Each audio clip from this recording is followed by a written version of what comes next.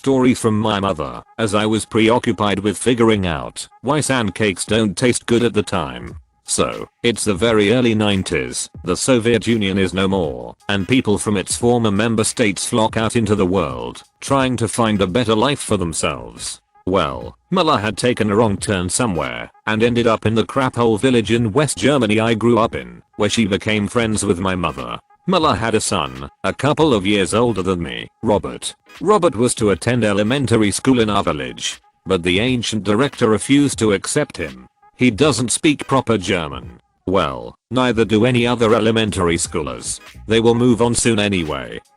I know best. Miller was devastated, told my mother that her Robert is a smart kid and that she wanted him to attend school as he had been looking forward to it. My mother tried to talk sense to the director. No dice. If you want to waste your time, go to /governing body and ask them to have him accepted. Okay, she did just that. This led to a meeting between her, Miller, with Robert, the director, and summoned from the governing body to see if there was any real reason to hold Robert back. Part of the director's pitch was, I have been teaching math to first graders for the last 10 years. I know who is ready. Oh, did you now? The government agent said, suddenly very attentive. You do realize that there is a rule in place, that the teachers have to rotate through the years, right? Well, long story short, Robert did attend the school. The director was on close observation until his eventual retirement, and of course, Robert graduated with the highest degree you can leave the German school system with, making Miller very proud.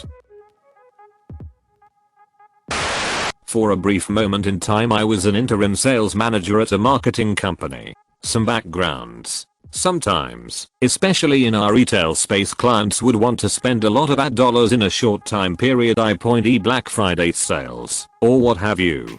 Generally clients would like to arrange for the ad campaign months in advance of it actually being installed. This also gave the client the option of spreading their ad spend over several months. Say a client wanted to spend $10K for a 3-week run-up. Well, if he started out say 5 months ahead of time, we could just bill them $2K a month for every month and they get to spread out the spend. When deals like this came up, salespeople would have the option of getting 30% of their commission advanced, or they could wait until the contract was installed. If they got an advance and the customer cancelled, they would owe their advance back as a chargeback. Really good salespeople tended to just say screw it, pay me when it goes live, and Medicare sales reps tended to take the advances. Cue Joe. Joe was a Medicare sales rep. Joe wrote a deal that was worth about $2,400 in commissions, and Joe decided he wanted an advance. So we cut Joe a $720 check and said the rest would be paid out when the account installs, as we called it. This was before I was interim sales manager. I became interim sales manager, and the month I became sales manager, the account Joe had written cancelled the deal for reasons. Joe was set to receive a $720 chargeback.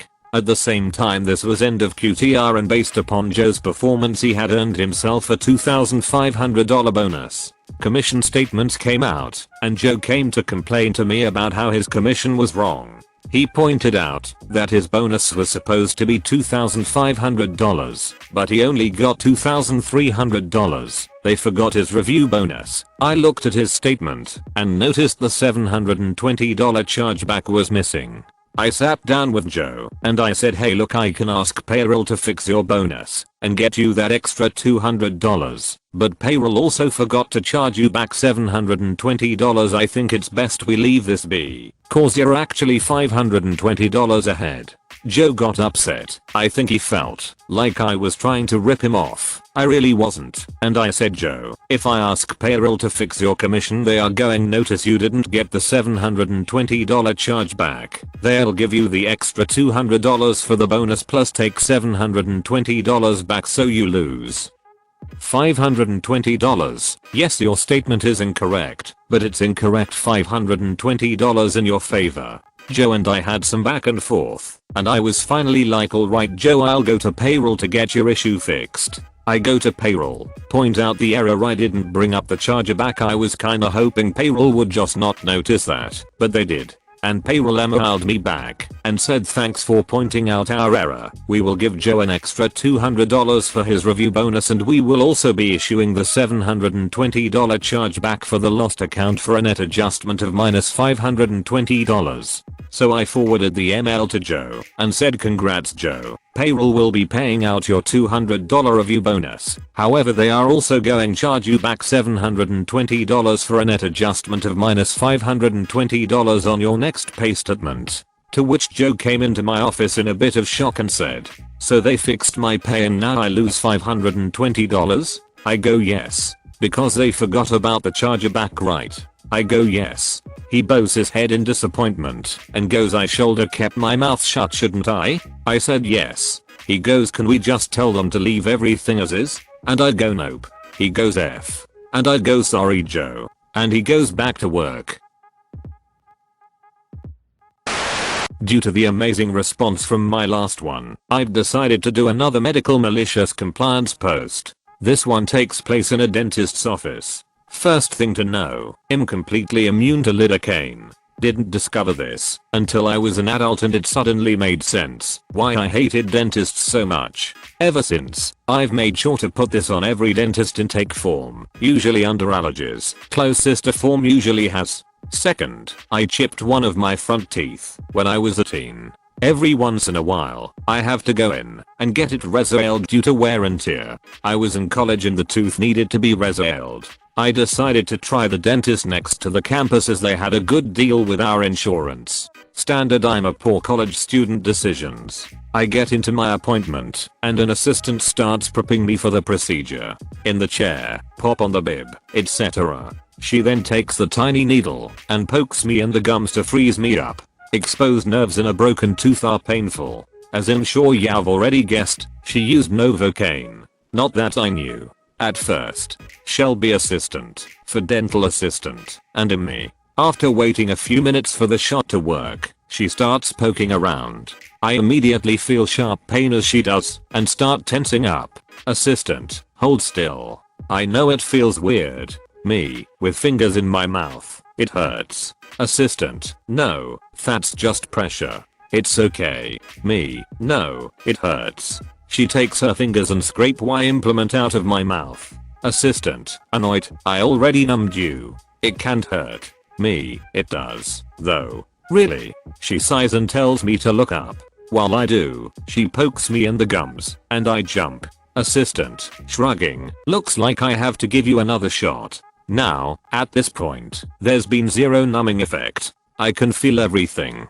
Me, are you using Novocaine? Assistant, actually, it's called lidocaine. Novocaine is a trade name. But yes. Me, I put on my intake form not to use Novocaine. I'm immune to it. Assistant, you're not immune to lidocaine. No one is. It'll just give you another shot. Me, I am, and it won't work. Please use something else. Any other numbing agent works just fine. It's only Novocaine that doesn't work on me. Assistant, you don't know what you're talking about. Let me do my job. I sigh and get ready to argue. When I remember something, I pay a flat rate, and I have nowhere to be. Cue malicious compliance. Me, okay. So, she gives me another shot. We wait a few minutes. She makes me look at the ceiling and pokes me after a few seconds. I couldn't see her do it, but I could definitely feel it. She gives me another shot and repeats. Doesn't work. Gives me another. And another. She gave me /4 shots of Novocaine / and I felt every painful poke and prod. 4 needles in a row, even the small ones they use. Not fun. But I was committed. After the 5th shot, my mouth finally started to go numb. Me, hey, that worked. I guess it just takes a lot. There's a pause. Assistant, I switched to a different agent for that shot. She sounded completely defeated. The dentist was finally called in, and he was pissed. Not only had I wasted at least an hour of their time, and pushed back a bunch of appointments, all those extra shots meant they were now taking a loss from my procedure. My payment was far less than they'd had to spend on all that Novocaine. The dentist made her leave the room, did my reseal in about 15 minutes, and barely spoke a word. After we were done, I double checked the amount I was paying, it was fine, and requested a second copy of the cost breakdown and receipts just in case. The receptionist was clearly puzzled at the length of my appointment and why the dentist and assistant were so grouchy, but I don't think she'd been filled in. Best part? About a month later, they sent me a second bill for all those extra shots. I called them and pointed out their fee policy, was told my bill was a mistake and to ignore it. They then continued to send me a bill for those shots once a month until I moved over a year later. It never showed up on my credit history, and I definitely never went back. Thank you for watching. If you enjoyed this video, a like and a comment would mean a lot in YouTube's world. Share with us if you would have done things differently, and don't forget to support the original authors with an upvote. Links are in the description. Peace out, and catch you tomorrow.